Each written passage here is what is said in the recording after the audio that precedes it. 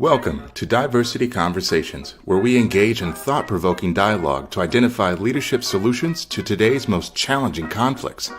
Streamed live each week, Saturday 9:30 a.m. to 11 a.m.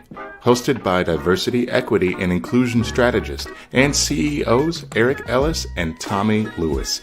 Join us and add your voice to this engaging diversity conversation. Good morning, Greater Cincinnati, Northern Kentucky, the United States, and the world. My name is Eric Ellis. I'm the president and CEO of Integrity Development Corporation, and I'm joined this morning by my good friend and brother, Tommy Lewis, president and CEO of Make It Plain Consulting. Good morning, Eric. I'm giving a standing ovation to Make It Plain. Good morning, Tommy. How are you? Oh, man, it's fantastic. I'm doing great, Eric. I'm doing great. It is a beautiful day. It is. On this Saturday. And I hope to get out and walk around a little bit, but I am happy that it is the weekend this week. Yeah. Tommy, I am as well, man. I tell people that I love Mondays and Fridays.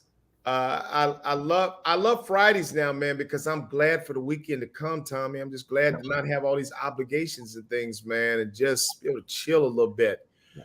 We got our brand new washer and dryer, so I'm no longer going to the laundromat. I was like, oh my goodness. I mean, even though it's right there next to my office, man, boy, I've been, it feels like it's been 2 years. So I'm grateful to be able to wash and dry my clothes in my own house now. Right. The little thing. I also enjoy Mondays because I love the work that we get a chance to do, Tommy, and I'm always excited about what's coming and the opportunity to do the work that we do. How was your week, man? My week was good, Eric.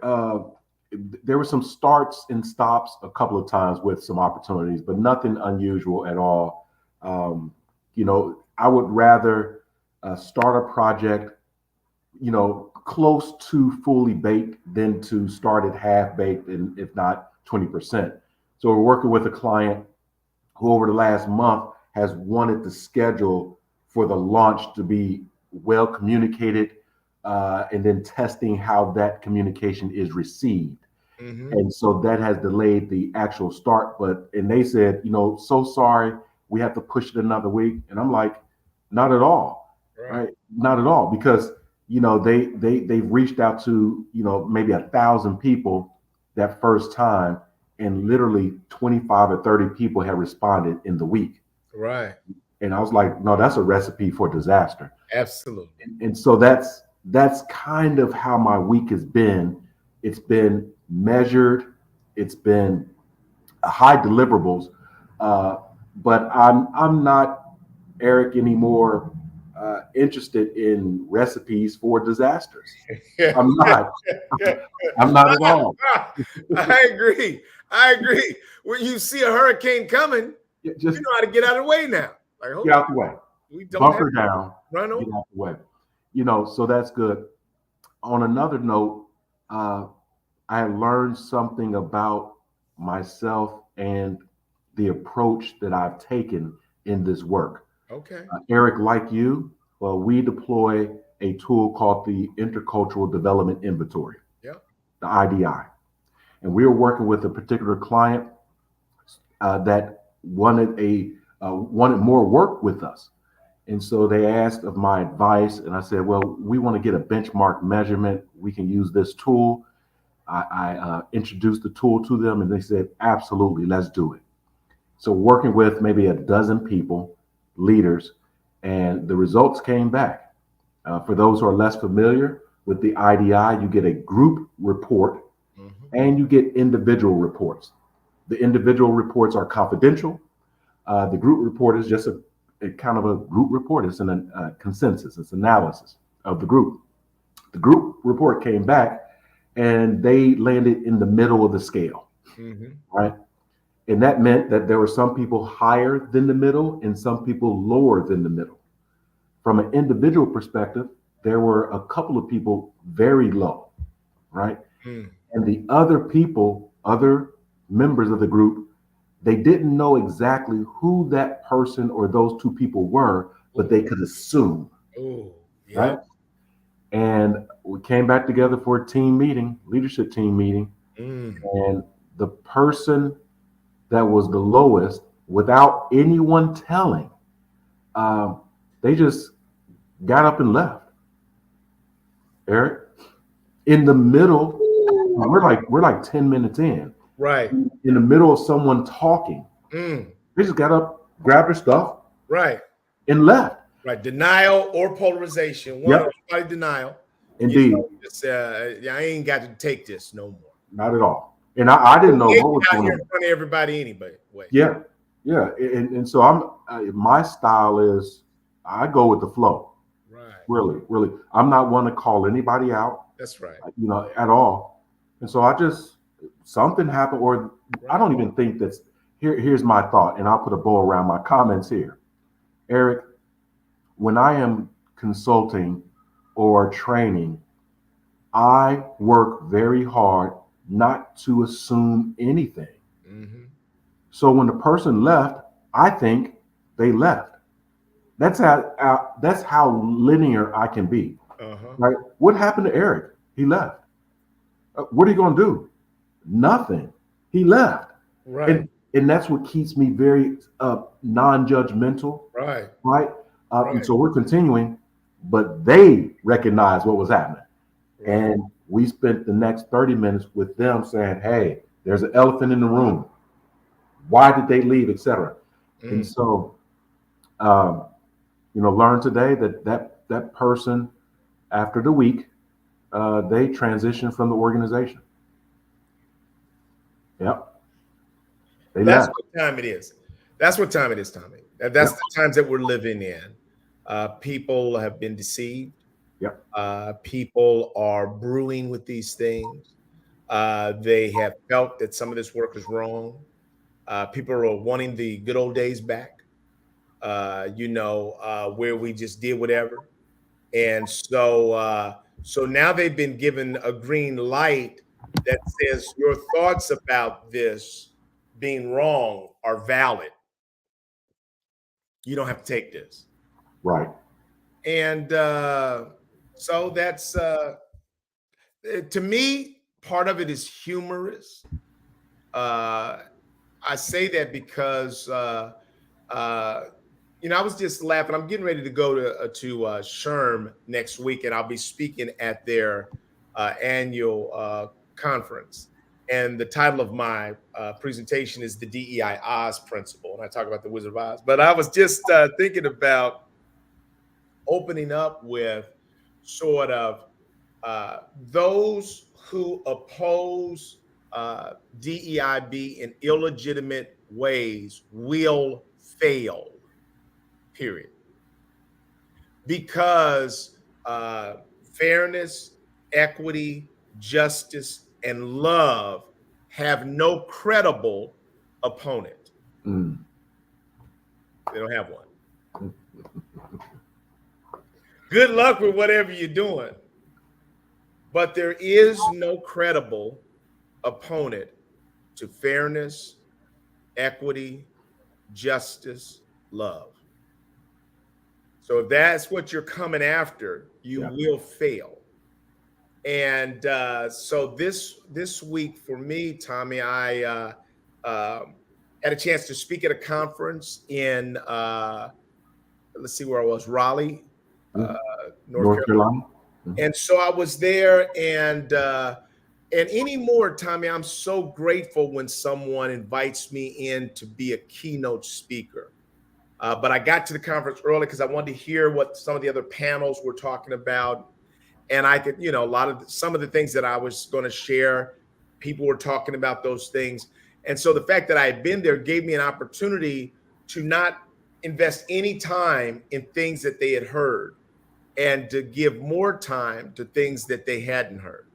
But I know, Tommy, that there is so much room and so much need for our voices. In other words, the voices that have been sort of curated, that have been molded, that have been developed through the space of time. In other words, you and I have been at this for decades, Mm-hmm. and we've learned a lot of things. We've got a lot of scars. We've made some missteps and mistakes, and we've learned from those. But the fact that we are still here is evidence that the marketplace has said yes to our perspective, our philosophies, and our approach. So I was grateful to be able to share some of those things. And I was laughing with the people. I like to use DEIB and sort of show people how that applies to everybody. In other words, we're all diverse, we're all unique. We want to be able to bring our authentic selves to work. I said, how many of you want to bring your authentic selves to work and not your avatar? And so, people raise their hand, my authentic self. But then later on, I said, if you don't believe that your organization, so a lot of companies are doing listening sessions. I said, if you don't believe that your organization is interested in doing the right thing in this work, then I don't recommend being honest in listening sessions. I said, in other words, send your avatar. I never said that before. I said, sometimes you got to send the avatar. I said, because if you tell the truth in a listening session where your organization is not interested in making real change, all you actually do is out yourself. And people that, oh my, I thought Eric was the nicest, kindest. I didn't know he felt that there was discrimination. So you out yourself. So when I said, how many of you have had to send your avatar to work, man? People's hands went up, cracking up. Like, you're absolutely right. Yeah. My avatar comes around like, everything is okay.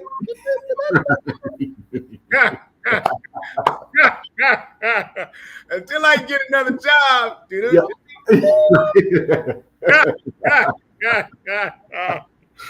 Oh man, if we don't laugh at ourselves in this world sometimes, Tommy. And I was grateful to be able to speak to this group. But at the end, Tommy, I apologized to the group before I sat down.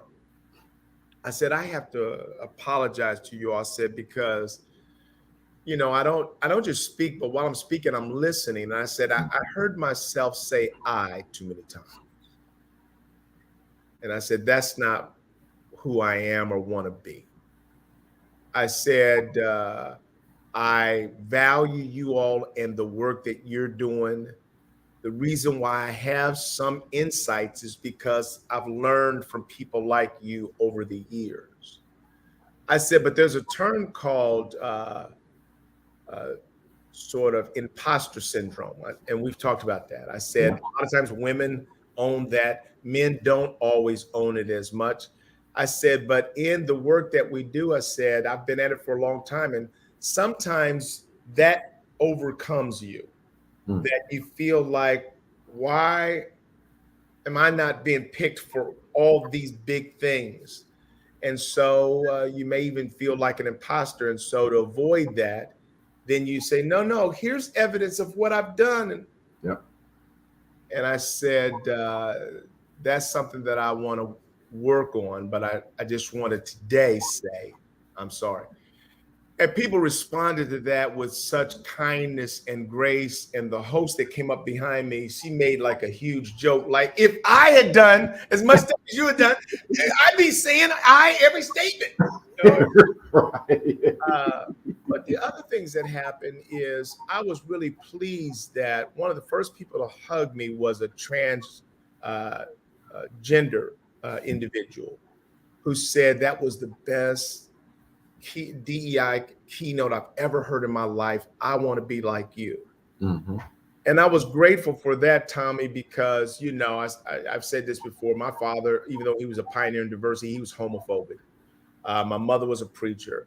And so, and I believe that all people have the right to their own beliefs, but I grew up homophobic and I have worked on that over the years. Mm-hmm. And I say to people all the time that as a Christian, it is my obligation, my responsibility, my opportunity to love everybody. But I say to people all the time, I said to them, but love doesn't happen when I say I love you. Love happens when you feel love. Yes. And so I was so grateful that, I shared a couple stories about even some of the CEOs and executives that I'm working with, that I'm helping them through there are biases around LGBTQ. So I was grateful for that, man, and just grateful that you and I get a chance to still do this work, and we always are fighting to continue to grow ourselves and remain humble, even when you feel hungry and maybe even sometimes overlooked. That's not a pity party for us, but that's just saying, wow, we're ready. We're sitting here ready to blast off. Can I get a global community? I mean, Yep. That's part of what we will battle. Yeah, Eric, I so much enjoy when we come together like this and we have our opening to our show, and I'm sure that our community enjoys it as well. But here's one reason why I enjoy it the most is because when we share our respective stories and our community members share their stories, I personally am doing two things. I am listening and I am seeing myself and my own story. Right. And I gain a lot of appreciation that other people have stories, I have stories. Why not I value all stories? Right. Everybody has a story. That's right. I really do. Right. I think everybody has a story. Something has happened, something is going on. People are learning if when they were born until their time now, right, something has happened. Right. And I think that it's a travesty to simply be dismissive of lived experiences of our own or of others. Right. To be dismissive of others' lived experience. Right. That's right. And so every now and again it shows up in politics. You have folks who want to dismiss right. another group of people's lived experience. Right. And say it did not happen. Right. And begin to gaslight it. Right. Right. You don't believe that. That's not what I said. Here's what you think. And I think that with our platform, Courageous Conversations, it is just that diversity conversations with a little blend of courageous conversations. Right, absolutely. My apologies there. No, that's absolutely right. It's an opportunity for all of us to be heard. Right. Absolutely. Tommy, the other thing that I did this week is my oldest son, Eric, the second, is working with me now. And so, and I didn't even have time to do it, but I said, hey, why don't you pull together a couple of your friends and let's do a webinar while, just on diversity. We'll videotape it and then maybe some excerpts out of that we might be able to use on social media, Oh, Tommy, I was not ready for the gym and the gift that I received, Tommy. Oh, my goodness. It was such a gift. And I'm telling you, Tommy, I'm going to be doing this on a regular basis now, is having these authentic diversity conversations, especially with people that are natural communities with each other. Because what you bring to the conversation then is the highest level of psychological safety, which gives you the highest level of transparency and honesty, because there's no fear of exploring every angle that's in your mind. And so, man, we talked about things and they would say one thing and then we say, no, I think about it this way. And so you could actually see the complexity of our thoughts as we are navigating diversity conversations. And Tommy, I just felt like that was the greatest gift. It's like, I feel like I'll be able to take some of these excerpts almost like the reality shows, Bachelorettes, and I'll show an excerpt and then talk about it. Here's what we saw here, da da da. But I'm also just so grateful that any of my children want to be a part of what you and I are doing, man. I know, you and I, we don't try to force our children into anything. We want to leave the lanes open for them to do and be whatever they want to be. But when any of them suggest that they may have an interest in what we do, man, that's just a blessing beyond measure. So Indeed. And I do have a report. You just triggered my thought about, as talking about children. I may or may not have mentioned this in our last couple of shows, but my son Bryce had earned a college internship. Mm-hmm. He's a rising senior in high school. Okay. And he actually is returning to this particular internship. It's in engineering, it's in research. He wants to go into medicine, but his research says that to get into medicine, at least in medical school after undergraduate school, he should have a more robust internship experience. Okay. Not just anything in medicine, but medicine, maybe engineering, maybe social science, etc. And so over the years, he's been very strategic, I may add, Right. in where he's landing and what experiences is he getting. Right. So he had earned this internship. At the same time, he had made somewhat of a misstep for one of his exams in high school. Mm-hmm. He was told that there was a project that was due, and the project was the exam. Mm. And this particular school, highly academic achieving school, and they have high expectations over many, many, many years. And so one of the expectations is, yes, we give these projects for final grades, as far as final exams, Mm-hmm. but then we just kind of come together for that day, maybe 15 minutes to say, hey, everybody here, all right, great, have a good go. The day of the exam, if you will. Right. So Bryce, he did not have his project done completely. And so he decided not to go to the final day, Right. but to turn in the project in that timeline. Right. He did. He turned in the project. He didn't go, and he received a 0 for the final. Jeez. A 0. Right. And so he got the report, and I got out. Like, whoa, wait a minute. For your final exams, you got A, B, B, B, right? And a 0. That's an F. Right. Then he was told that he had to go to summer school, right?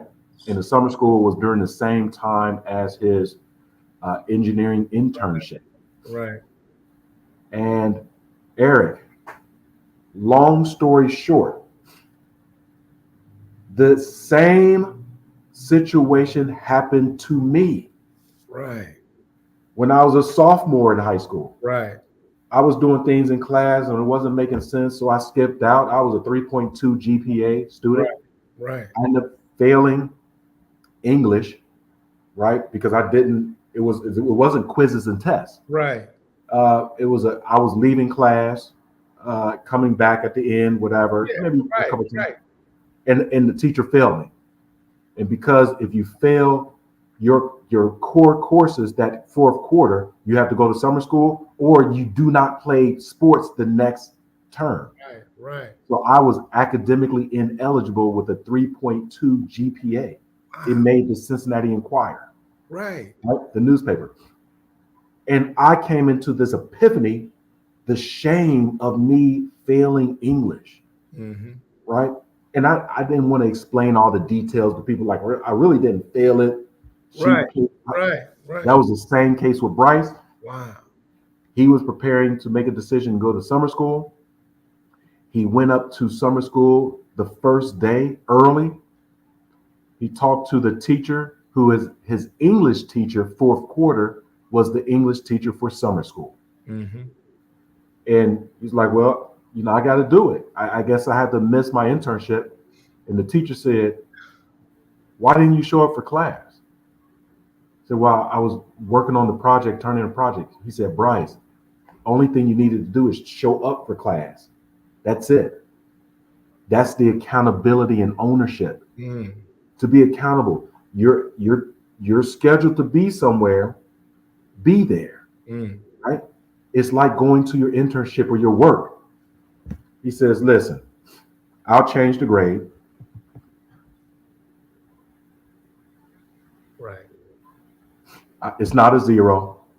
You're going to get a 59%. It's a high F, right? So now for the semester, you're going to have a B, not a B, not an A, Right. a B. Right. I learned this as my son was calling me, screaming on the phone, Dad, I don't have to go to summer school. I can go to my internship. And I told him, Bryce, two things. One, that's God's grace. Mm-hmm. God not only gave you grace, but he talked to another person who was a decision maker, right? And your relationship with that person, you and God, you and the teacher with you, allowed you this grace. And the other thing is, I hope that you learned this lesson. And he said, I have. I said, what do you want to be in your career? He said, a medical doctor. You got to show up. You got to show up, man. You got to be accountable. You have to be responsible. Whatever you do, I'll support you, Bryce. But listen, my work ethic that I have, that you say, Dad works real hard, is because of what my experience was. When I thought I was working hard and I was academically and athletically ineligible. And your life trajectory is going to change. I wanted to share that. Tommy, I'm so glad you shared that. And I would say that Bryce did pass the integrity test, got a second shot at it. Bryce, all you had to do is show up. Why didn't you show up? That's the test. That's the test. He could have said anything. He said, I was working on it. Yep. Told the truth. Yep. He passed the test. He passed the test, E. Yes. Yeah, that's what I needed to hear. You take ownership for what you were doing. Good. Okay. Make these adjustments. You passed. You didn't need to be here all summer. Yep. You showed up this time early. And when I asked you the question, you didn't start hawing. Yep. Now we got adults all over the place right now that can't do that. All kind of excuses. We're seeing it right now in front of us, all over the place. Nothing but excuses. There's a gentleman in a company that I'm aware of that had finally been sort of in all of the company's surveys, all their sort of hotlines. His name kept coming up as an executive that was offensive, biased, So now the company's finally, sometimes companies can't see it when it's an executive, especially if they're bringing in money. But the company finally saw it. They start putting pressure on him. But you know what he says now that the light is dimmed a little bit? I didn't know they were so political here. So you still can't accept any responsibility or ownership for your behaviors. Your response is, I can't believe it's so political around here. See, that's what adults are doing. And so kudos to Bryce for stepping up and saying, here it is. And man, willing to take the hard reality of I may miss the internship this summer. Yep. Wow. I mean, that's just huge, man. Kudos, Tommy. I'm so glad that you closed the loop on that story.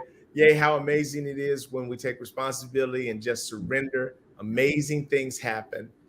Definitely, we are always learning. I love that. I love that too, Eric. I love that too. If you don't mind, allow me to repeat that to land on our listening audience and land on myself. Yep. Thank you, Lydia.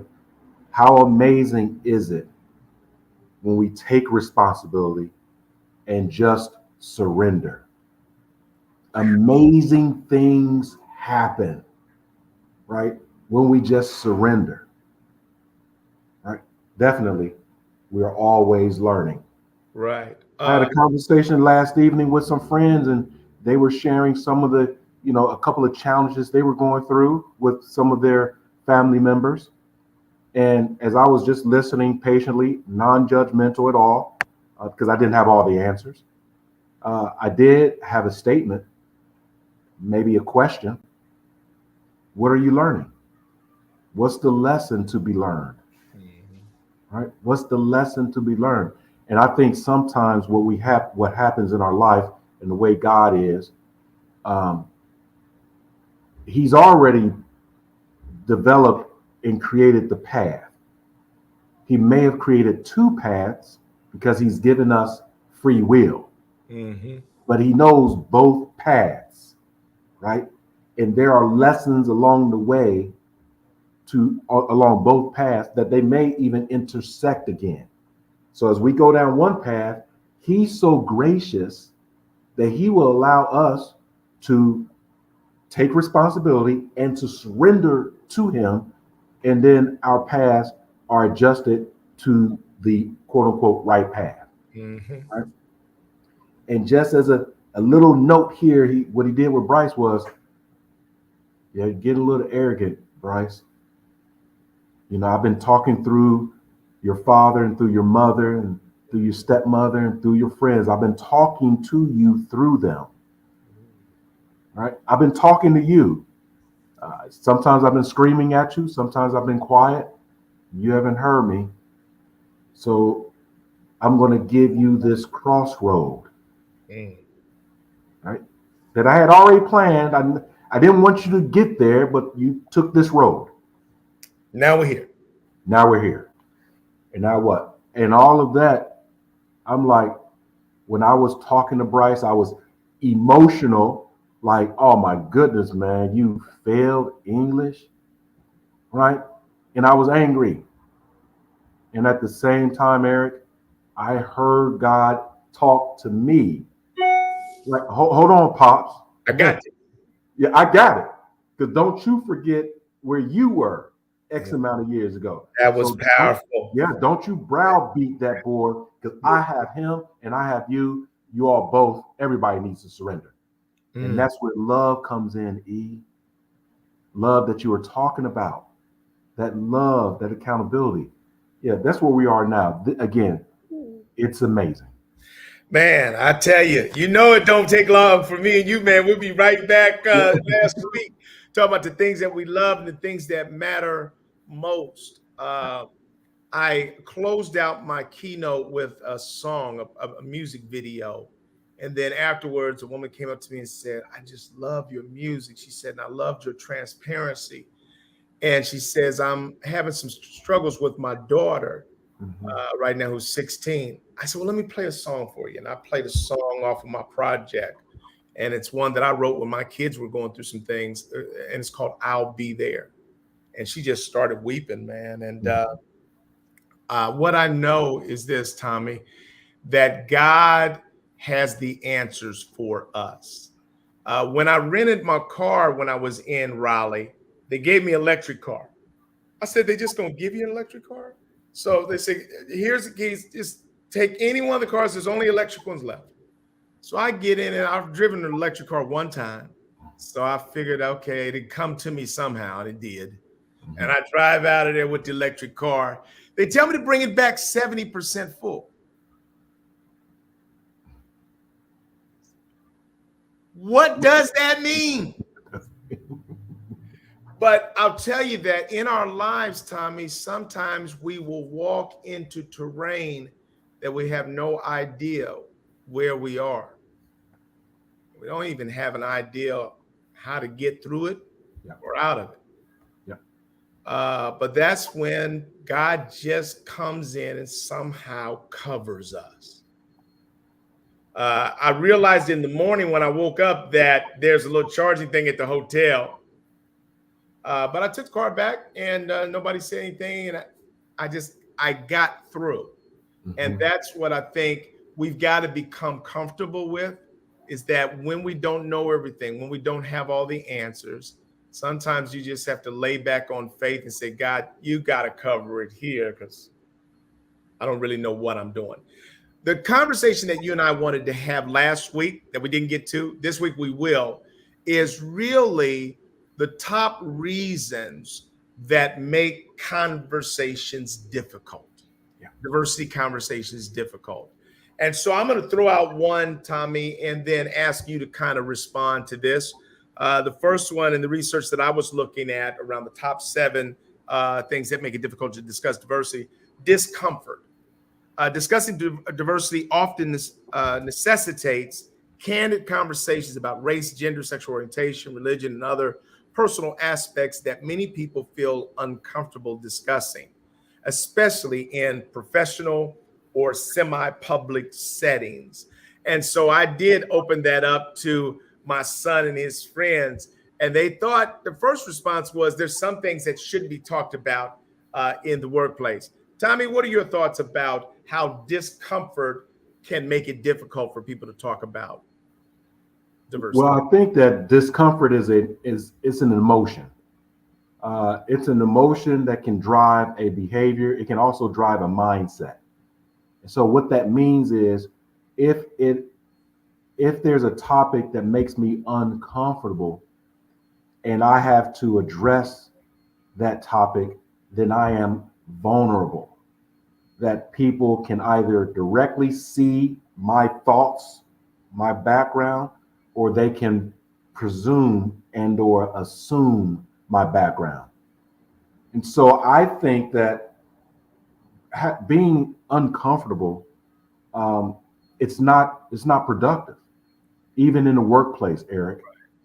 I truly don't think that there is any topic that should be off limits in the workplace. I don't. Right. The reason why is because if there is a topic that human beings talk about, when they go to work, they're still human beings. That's right. With those topics. That's right. If it's religion, if it's politics, if it's sexual orientation, if it's race, all of that are part of humans' lived experience. Right. In fact, humans in the workplace, in business, are engaging with other humans. And I don't care if it's selling technology. The technology sometimes and oftentimes has to be emotional, as Apple. Right. Apple says that our technology has to have some beauty. People have to have this emotional response to that. And so at work, you should be able to talk about topics of beauty. What's attractive to you? What's unattractive to you? Why? Because you need to create product to sell to other people. Mm-hmm. So I think that being uncomfortable or saying this makes me uncomfortable, I think it can be at times, Eric, it can be an easy out for people not to address either themselves or their company's culture. Right. And I asked that. So I do a poll in almost all my workshops now that I ask people. One of the questions I ask is, have you ever hesitated to raise something with a coworker, an employee, for fear of how they might react or respond to you? And almost every hand goes up. And so I say, what is the cost of that? What is the cost of us hesitating to raise issues with people, especially related to their performance, because I'm afraid of how they might react or respond based upon their race and gender? And so I think that at the heart of the work that we do, Tommy, that's the main evidence for the need for us to help people figure out how to navigate these conversations, because there are things that we're hesitating to talk about that are essential if people are going to have the opportunity to grow and develop and become their best selves. What I was saying, there are some people that would say things like this. I think that people, their sexual orientation is their personal life. That shouldn't be brought into the workplace. I've heard that said before.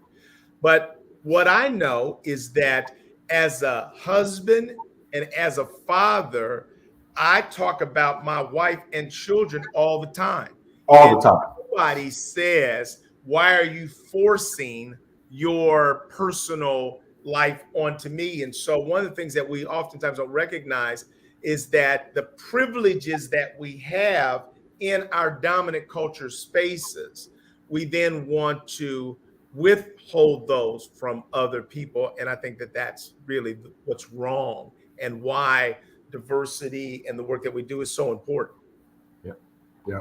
Fantastic point, Eric. Again. Let's look at the next one that they talk about, unconscious bias, as a thing that makes it difficult to discuss diversity. Every individual carries certain unconscious biases that are ingrained due to their upbringing, experiences, and social influences. These biases can affect the way we perceive diversity and can hinder open discussion about it. Tommy, talk about that. So I think beyond just hindering open discussions, Eric, we're talking about implicit bias, unconscious bias. I think that implicit bias, if not well managed, will play itself out in the development of policies, procedures, practices, and norms of an organization. Mm.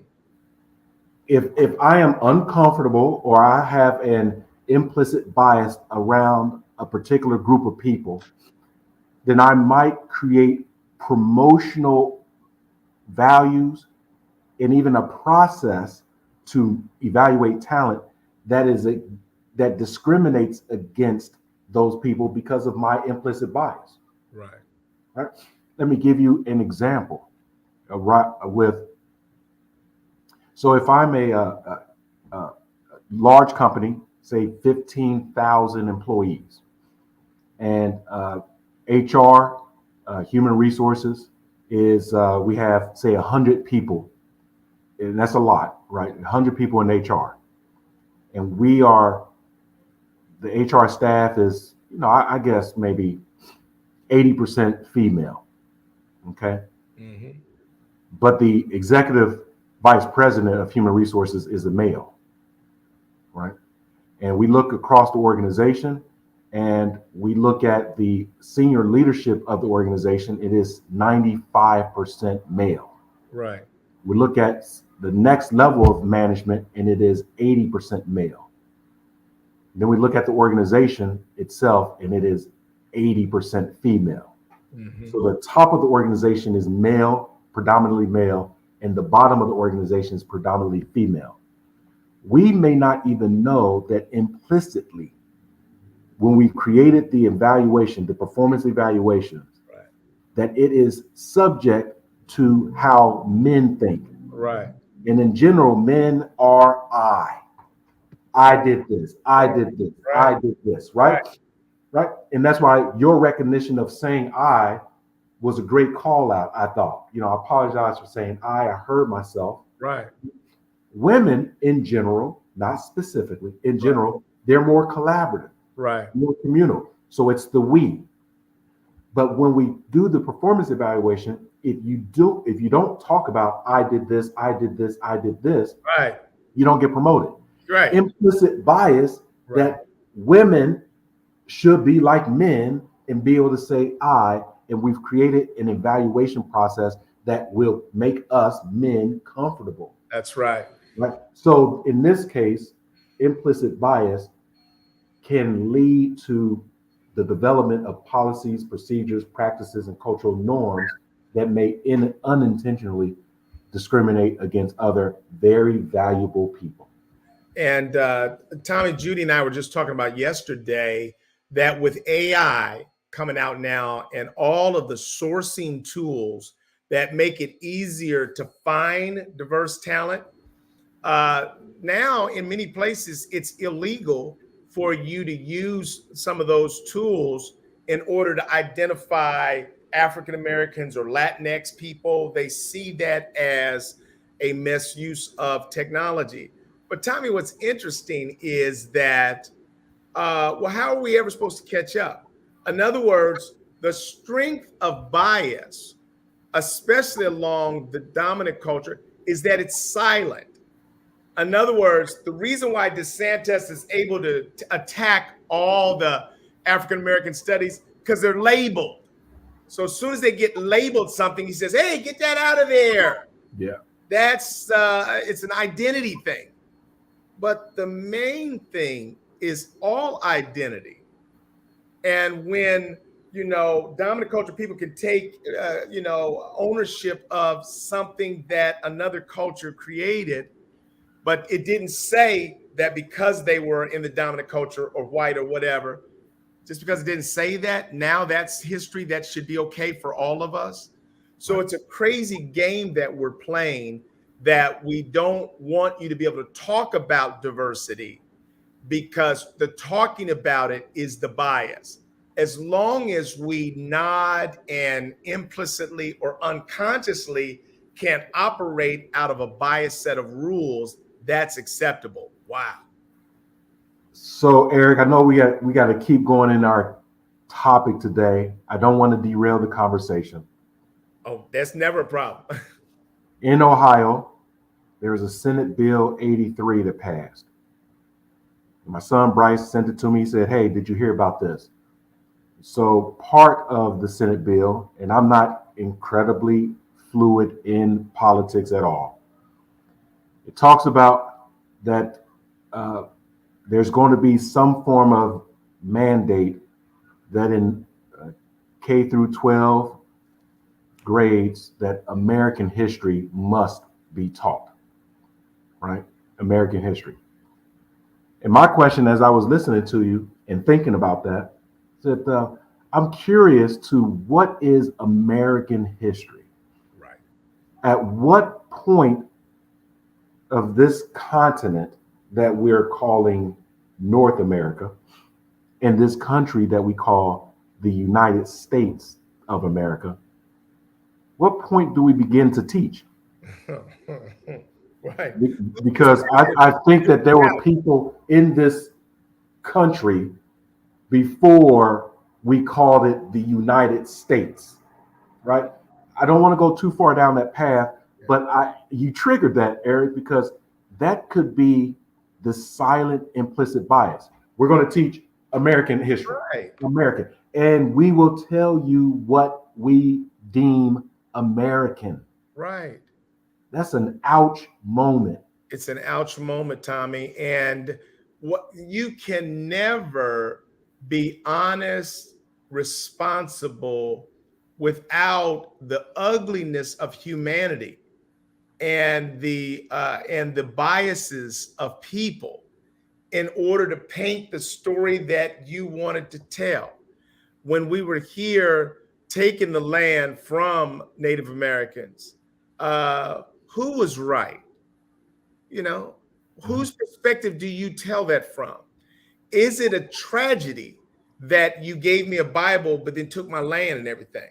You know, what perspective is that? Or do we show us all working together under the little tents and you wearing your little thing and me helping you speak English? I mean, Tommy, you cannot tell the story without having broad perspectives help to shape that. Without the scrutiny of the diversity lens, then you just tell it from the perspective of whoever is the most powerful and whoever controls the narrative. And that's what we're running into, man, is that the people are trying to take us back to their story and then saying your story is an interruption, it's an interference in the story that we want to tell. It can be so overwhelming, Eric. I'm talking about implicit bias and the reframing of reality. It can be overwhelming. I'll give you one more example and we'll keep going. Let's take Egypt, right? And I studied ancient Egypt as an Egyptologist. The original name for Egypt was Kemet, Kemet, Kemet, Egypt. There are people in Egypt today, Egyptians, who are in close proximity, if not in a lineage, to the ancient Egyptians. They and worldly scholars do not believe that they're Africans, although they're on the continent of Africa. Right. So every other civilization on the continent of Africa, except for Egypt, are Africans, even if they're Moroccans. And so what that means is even the people of the land have been overwhelmed by this framing of their identity. Yeah. Right. And if people feel comfortable, I'm an American. Okay, you have to pass a couple of tests and then we will deem you American. Mm-hmm. If you are not deemed American, then you are an outlier. You are a alien. Right. And that's where we get into that language. Right. And which is a slippery slope Right. of dividing peoples, just like we people, it may be a particular group of people, we develop the construct of race. Right. Right. Our It's creation. the same thing. Right. Right? American, non-American, right? Human, no, not human, Caucasian, right, African, right? Latino. Come on now. Right. And then act as though people of color are the ones that created the notion of race. Yeah. You didn't create that. That was created in order to create scales. Indeed. Levels. Yep. And so let's move on to things that make, so that's part of why some people are moving to eliminate the conversation around diversity, because then we have to scrutinize what we are doing and how we are including or excluding people based upon their differences. Fear of saying the wrong thing is one. Misunderstanding, stereotyping, and prejudice. Which one would you like to start with? I would like you to react to fear of saying the wrong thing. Right. Many individuals worry about accidentally offending someone when discussing sensitive topics like diversity. This fear often results in individuals avoiding the subject altogether. I think that this is a complex space. I think that the reason why people fear saying the wrong thing is because sometimes they've had some experience in saying things that can offend others. I find that there's no amount of training that will ever eliminate us putting our foot in our mouth. That from today to the day I draw my last breath, whenever I'm talking, sometimes I'm going to say something that's going to be offensive to others. And what I want to be able to do is take my foot out of my mouth, spit out the shoe leather, say I'm sorry, and move on. What I have found, Tommy, is that that relationship is the key. In other words, if you and I have a relationship, then when I say something that could be potentially offensive, it oftentimes doesn't result in an offense because we have a relationship. And you would either call me and say, hey, E, be careful when you say that, da, da, da. Or you just let it pass because you know me and we have a relationship that's strong enough to withstand some of my humanness. And so I think that when people don't, so the reason why we jump on offenses, in other words, if I'm the marginalized person that you say something, the reason why I jump on that is because in the old days, when people used to say stuff just right out loud, you knew who people were. Yeah. But once it became illegal for people to be biased, people started zipping it. So you didn't know who you were around. Mm-hmm. You didn't know because they didn't just call you the N-word or whatever. And so if somebody then burps out something, you say, aha, so you go off on it because people have it all buttoned up today. So I think there's a lot of complexity in this thing called fear of saying the wrong thing. And I think the answer, the short answer is spend time, invest time building deeper, meaningful relationships with people, and you reduce the probability of offending others. I agree with everything you said, Eric. I would add that I believe that fear of offending people or hurting people is valid. Yeah, absolutely. I do. Absolutely. And here's why I think it's valid. Not simply because of what someone might say could directly be offensive to another person's view, identity, perspective, lived experience. Not just that. But more and more today, I believe that people are generating things to be offended about. Whoa. So no matter what you say, Eric, to me, I will find something to be offended about. Right. Yep. Right. If you say nothing to me, Mm-hmm. I will tell you that that too is offensive. Right. You didn't even engage me. Right. You didn't say anything to me. Right. Right? Can't win. You can't win for losing. Mm. Right? So it is becoming more and more sensitive. People are becoming more and more sensitive. Some of it rightfully so. Some of it,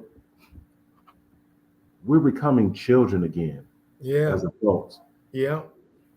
We're beyond becoming children, Eric. We are becoming something that we think will be comfortable, but others know we're still moving into that sphere of panic.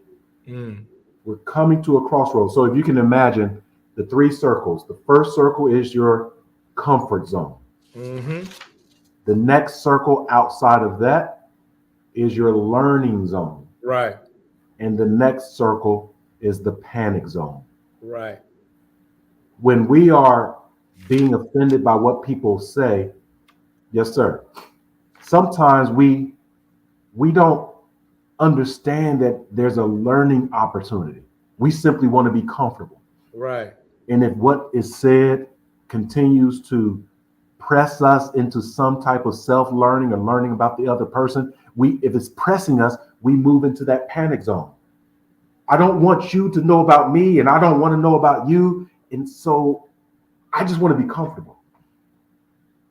But the diversity conversation itself is an exploration into understanding, learning, maybe hearing another human being. Right? So I think it's a little bit of an oxymoron that what people say can be and is offensive. Again, sure, things can be offensive, Mm-hmm. but we can make some things up. We absolutely can, Tommy. I love your point here. And it is so my daily task, opportunity, blessing is to see what's good and best in the world versus what's the worst in the world. And what I find, Tommy, is that as I spend more time loving people, giving people grace, seeing the best in people, I also feel much, much better. I was in Raleigh. I twisted my knee out there golfing. And so a young man that was driving the truck, Middle Eastern, was driving the rental car truck. He saw me coming up to the van, limping a little bit.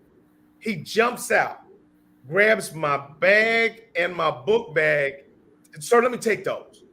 And just put them in there like I was some kind of king. And it struck me as almost cultural that he saw me as one of his elders. And it was his responsibility. Tommy, when he asked me what airline I was at, I said American or something like that. When he stopped at the airport, Tommy, he grabbed my stuff. Didn't just take it outside the van. He took me all the way in the airport, all the way to the escalator, left a van full of people. I was almost embarrassed. Like, son, but that is a blessing and a gift, man. And you cannot miss celebrating those blessings because you're so focused and caught up in your hurt and the offenses that happen in life. That's part of what you're saying, man. I videotaped the young man and tipped him big time. And videotaped him. He gave me his name. I'm going to follow up. They say he just started the job, so he doesn't know any better now. He didn't know you're supposed to just drive and tell people to jump out. He's operating out of a cultural, personal sense of integrity that this is one of my elders and this is what I do. Eric, phenomenal story, right? Because there was a time when I think here in this country, we did have more civility and incivility at the same time. Right. We were a service-driven culture. Yeah. Right. In fact, I just returned from Oregon, and I didn't know this until 2 weeks ago, that in Oregon, you don't pump your own gas. Oh, in the entire state. Okay. Went to Portland, went to Eugene, Oregon, whatever. Go to the gas station. There's gas attendants pumping your gas. Man, I got out of the car. This lady came up and she was rushing up to me. Had a little, kind of construction jacket on. Right. I'm like, what's happening? Right. She's standing right there at my window. Right. I roll the window down. I say quickly, may I help you? Right. She says, may I help you? What's going on here, lady? Right. Move out the way. I got to pump my gas. Out the way of my door. Right. Sir, we do that. Mm. She's what gas? Right. I'm in a rental, 87 octane. Right. Credit card or gas or cash. I was amazed in 2023 that someone provides the service that my parents and grandparents had experienced, and I had experienced in some instances. Right. For there was a person who saw you as an elder, potentially, someone who saw you as a person of need, right, and said, "I'm going to help as far as I can go." Right. And had to deal with the people in the van, Eric, when they got back. Hey, young man, right? Are you going to do that for everybody? Are you going to help everybody the same way? Is it racist? Is it everybody sensitive? Tommy, right, Tommy. So there were people that were coming out at the same stop. He took me to the escalator, and they were all lined up behind me. And because of what he did, they all started saying, "Hey, can we help that?" Like, what in the world is this? Somebody roll me a bed over here or something, But they just looked at it because it was so foreign to all of us. They looked at me as though I was dying of cancer. You have to have been maybe dying of cancer for that young man to get out that van and walk you all the way in here. And I'm just grateful. So, Tommy, I think as we close out this session, a part of what we're ending on is a lot of life is how you see it. Get the lesson. That's what we got from Bryce. Get the lesson and you pass on to the next level. And then you're saying that our offense sometimes comes from the way that we view the world. If we're always looking for offenses, that's what we'll get. But sometimes if we just pay attention to the blessings, maybe our whole heart rate, our whole point of view goes up dramatically as a result of that. Thank you for that gift. Close us out, Tommy. Once again, a fast time together, but gems and jewels along the way. We want to thank, again, our community for joining us. We want to thank you for taking the time out on this early morning, Saturday morning, to join Eric Ellis and Tommy Lewis in Diversity Conversations. Stay well, stay blessed. Take care. Take care.